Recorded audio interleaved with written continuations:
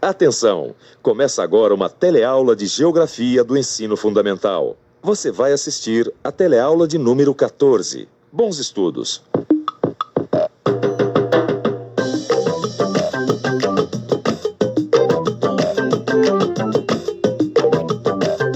Bom dia. Você acha que o tempo vai mudar? Quem sabe, se olhar para lá, pode ver que já tá chovendo, né? Me parece que não. À tarde. Por quê? É o que tem acontecido quase todo dia. A gente pega uma capa de chuva, quem tem barco usa o seu barco e paciência, é isso aí. Eu também acho. Como prever o tempo? Esse é um dos temas da nossa teleaula de hoje. Nesta teleaula, você vai aprender o que são as massas de ar e como elas se deslocam na atmosfera. Vai ver como podemos acompanhar o deslocamento das diferentes massas de ar e prever as mudanças no tempo. Vai aprender o que é pressão e umidade atmosférica e como todos esses fatores influem no clima de cada região. Nossa teleaula está começando agora.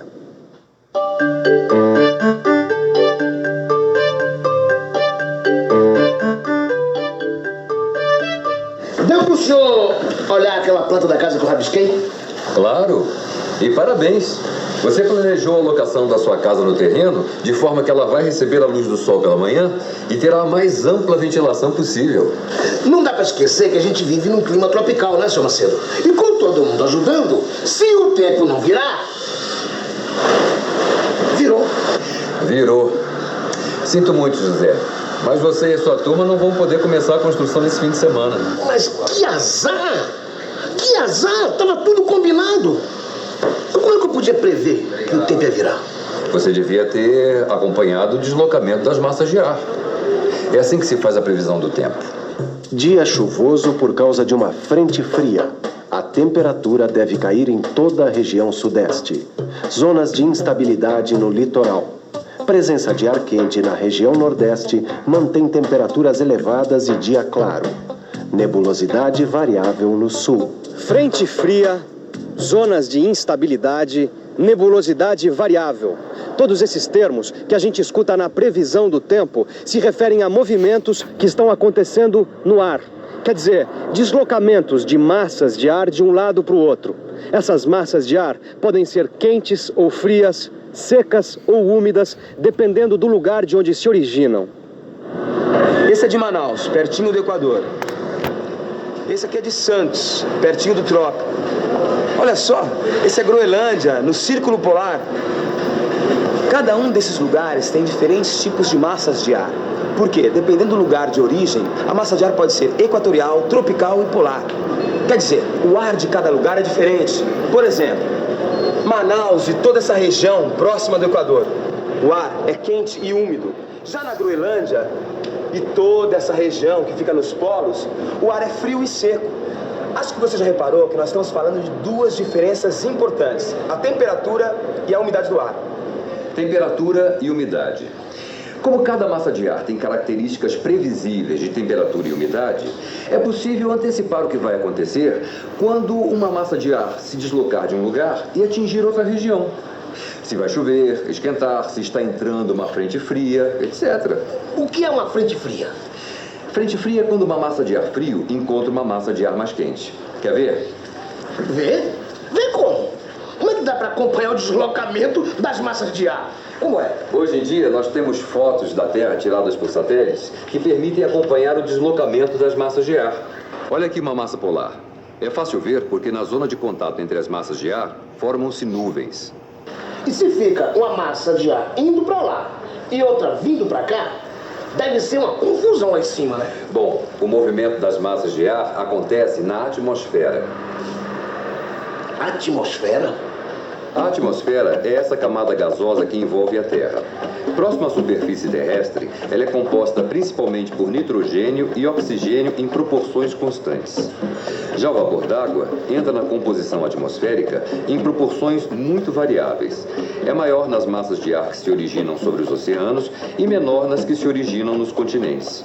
Sem o vapor d'água, não teríamos nuvens nem chuvas. O processo de aquecimento da atmosfera é indireto. O Sol aquece a superfície terrestre e o calor irradiado aquece a atmosfera. É por isso que a temperatura de um lugar depende de quanto ela é exposta aos raios solares, o que varia em função da sua maior proximidade ou distância do Equador, ou seja, de sua latitude.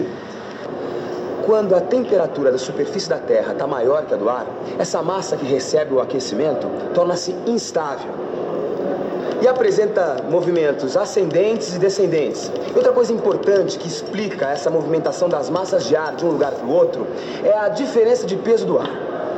Você acha que o ar tem peso? Sim. Peso do ar? Eu acho que ele tem um peso muito forte.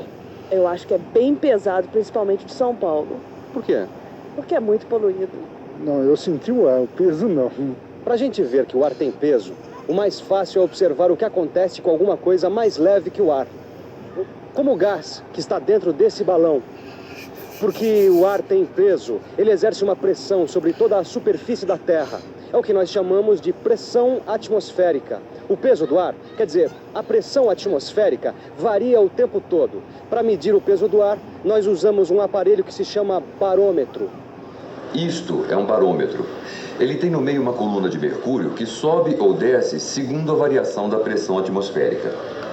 No nível do mar, se a temperatura for de 20 graus Celsius, a pressão do ar será de 760 milímetros, ou 1013 milibares, que é a unidade de medida para a pressão atmosférica. Se a temperatura estiver 20 graus, por quê? A temperatura tem alguma coisa a ver com o peso do ar? Tudo a ver. A pressão atmosférica varia com a temperatura. A viagem começou sem sustos. Quando saímos do Rio com direção ao Polo Norte, a temperatura era de 20 graus e a pressão atmosférica de 760 milímetros. Essa viagem é perfeita para uma pesquisa sobre os contrastes de pressão. A primeira escala é na Polinésia Central. Como lá está na linha do Equador, o ar é mais quente, rarefeito e a pressão baixa. O barômetro marca menos de 760 milímetros. Quando se chega no polo, a primeira coisa que se sente é o ar frio. Tão frio que esse ar se contrai, fica mais denso. E a pressão é alta, mais de 760 milímetros. Nos polos, a pressão é sempre mais alta que no Equador, porque a densidade do ar varia por causa da mudança de temperatura. É essa diferença de pressão que faz com que o ar polar se desloque em direção ao Equador. Quando isso acontece, dizemos que está entrando uma frente fria. Então, essa frente fria que a gente está vendo aqui é o resultado do encontro de uma massa de ar que se deslocou do polo até aqui. Olha só! Tudo porque a pressão do ar mais frio é maior que a do ar quente. É, mas além da temperatura, tem outra coisa que também faz variar a pressão: a altitude. Pensa num avião, por exemplo. Ele sobe e vai atravessando muitas zonas com pressões diferentes, porque quanto maior a altitude, menor o peso do ar. Quer dizer, nas zonas mais altas, o ar é mais rarefeito e a pressão é menor. É por isso que os aviões que sobem até 10 mil metros de altitude têm as cabines pressurizadas, ou seja, são equipados para que os passageiros não sintam a variação de pressão da altitude. Além do que, o ar a 10 mil metros é tão rarefeito que é impossível respirar. Altitude, temperatura, tudo isso influi na pressão do ar. E a diferença de pressão, como você já viu, é importante para explicar por que as massas de ar se movimentam. Agora, para constatar a movimentação do ar, você não precisa esperar uma frente fria. Basta observar o vento. O vento é o ar em movimento. Bem, já deu para você perceber como se formam os ventos, não deu? A atmosfera é aquecida em sua parte inferior. Isso provoca movimentos do ar. Para cima e para baixo. É isso que dá origem aos ventos. Esse desenho mostra as diferenças de pressão e como se formam os ventos. Os ventos se originam nas zonas de alta pressão e se dirigem para áreas de baixa pressão. ventos de quadrante norte a sudoeste e umidade relativa do ar de 90%. A umidade relativa do ar está alta, 90%. Sabe o que isso quer dizer? Que o ar, na temperatura que ele está agora, tem uma alta quantidade de vapor d'água. Você deve se lembrar que a água entra na atmosfera através da evaporação. Dependendo da temperatura do ar, ele pode conter mais ou menos vapor d'água. É por isso que a gente fala em umidade relativa. Relativa à temperatura do ar. Dá só uma olhada aqui. Quando o ar encontra uma temperatura mais baixa, o vapor de água condensa, formando as nuvens. Quando as nuvens encontram uma temperatura ainda menor, as gotículas se aglutinam. Quer dizer, quanto mais baixa a temperatura do ar, menor a capacidade dele reter o vapor d'água. Aí o excesso de vapor d'água é expelido e chove. Chove, quer dizer, a água se precipita na forma de chuva. Se a temperatura do ar estiver mais baixa ainda quando houver a condensação, em vez de água, cai granizo ou neve. Agora eu estou entendendo melhor. Porque quando entra uma frente fria, o tempo muda e chove. E por que é que você acha que está chovendo agora, por exemplo? Bem, deixa eu ver. A temperatura estava alta. O que fez evaporar mais água? Esse ar, cheio de vapor d'água, encontrou uma camada mais fria que veio do polo e condensou, formando as nuvens, carregadas de gotículas de água. E então, choveu. Choveu. E agora você pode continuar seu raciocínio e descobrir por que tem lugares em que chove mais do que em outros. Peraí, deixa eu pensar um pouco. Vamos pensar um pouco. As zonas perto do Equador são muito chuvosas. Essas regiões têm temperaturas sempre altas e isso provoca elevada evaporação, quer dizer, vapor d'água no ar. Nas regiões litorâneas, temos a ação de correntes marítimas quentes e, por isso, chove mais. Já onde as correntes são frias ou no interior dos continentes, a evaporação é mais difícil e chove menos porque a umidade ficou retida junto ao litoral. Nas regiões polares, devido às temperaturas muito baixas, as nevadas são mais frequentes que as chuvas. No mapa que mostra a quantidade de chuvas que cada região da Terra recebe, a gente pode notar tudo isso. Pode notar também que do Equador para os trópicos, as chuvas diminuem. É no interior dos continentes, nas regiões próximas dos trópicos, que estão as áreas muito secas, os desertos. Nunca vi um lugar assim. O deserto é impressionante. É a área mais seca do planeta. Não chove quase nunca. Isso tem a ver com o movimento do ar e a diferença de pressão. As altas temperaturas da faixa equatorial forçam a subida do ar, o que produz a baixa pressão. Esse ar desce nas regiões próximas aos trópicos e forma núcleos de alta pressão, sem criar condições para que chova. A massa de ar funciona como uma esponja, absorvendo a umidade do continente, formando os desertos. Como você vê, o clima de cada região depende de vários fatores. Quanta coisa, seu Macedo!